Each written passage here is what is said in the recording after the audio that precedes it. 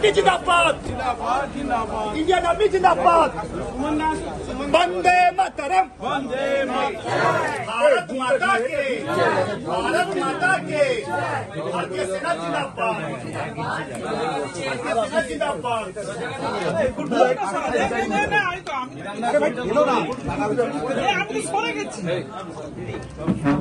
चलून चलून चलून चलून चलून घोड़े कि आपका बेटा लौट आया। बस बस बस सबसे बड़ा बात हमको बेकार है, उसको भी व्यवस्था करेंगे ना।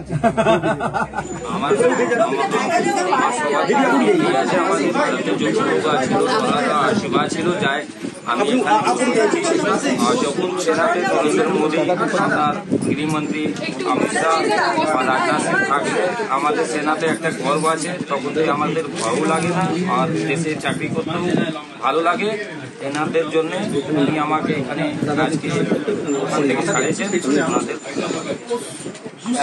এখন কি মনে হচ্ছে যে ভুল করে বর্ডার পেরিয়ে গিয়ে ভুল করেছিলেন নাকি অনুশোচনা আছে? এটা স্যার আমি কোনো রিকোয়েস্ট আছে সেন্ট্রাল মন্ত্রীর কাছে? সেন্ট্রাল মন্ত্রী থেকে রিকোয়েস্ট আছে কি যত চাকরি হয়েছে মতন কিছু আমার যা ডিউটি ছিল যেরকম হয়েছে যা হয় উনি সবই জানেন। ওদের থেকে আমার আছে কি কিছু আমার চাকরিতে কোনো প্রবলেম হয় না। একটা রিকোয়েস্ট যা করতে হয় করবো, আমরা ওনাকে বেরোতে। আমি মাননীয় গৃহমন্ত্রী মাননীয় প্রধানমন্ত্রীকে ধন্যবাদ জানাবো।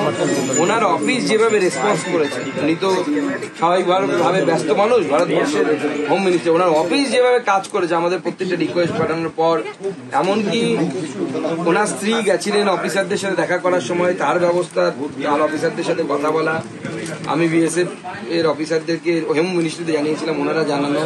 এমনকি ওনার পরিবারের সাথে আমাদের কাউন্সিলর, স্থানীয় কাউন্সিলর তিনি মনোজ, ও যেন যেতে পারে তার ব্যবস্থা করা।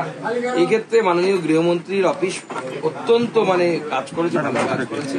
এবং সব থেকে বড় কথা আমাদের ঘরের ছেলে ফিরে এসছে এবং পূর্ণম সাহ আমাদের মাঝে এসছে এবং আগামী দিনেও ভারত মায়ের সেবা এইভাবেই করতে থাকুক, এটাই আমাদের প্রার্থনা থাকবে। এবং যেভাবে তারপরে ভারতীয় সেনা অপারেশন সিঁদুর করেছে, তখন অবশ্য তিনি ওই পারেই আটকে যে প্রায় 21 দিন, দীর্ঘ 21 দিন ওনাকে থাকতে হয়েছিল। পরিবার উৎকণ্ঠার মধ্যে ছিল। ওনার স্ত্রীর সাথে যেদিন প্রথম কথা হয়েছিল কেঁদে ফেলেছিলেন উনি, অনেক কথা বলতে পারেন। আমরা আশ্বস্ত করেছিলাম যে হ্যাঁ যাই হোক আমরা যেমন করে হোক উদ্ধার করব।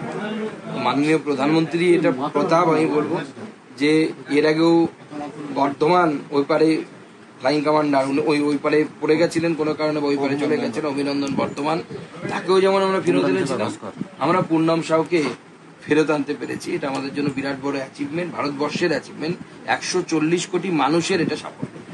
ভারতবর্ষের প্রধানমন্ত্রীকে আমি অসংখ্য ধন্যবাদ।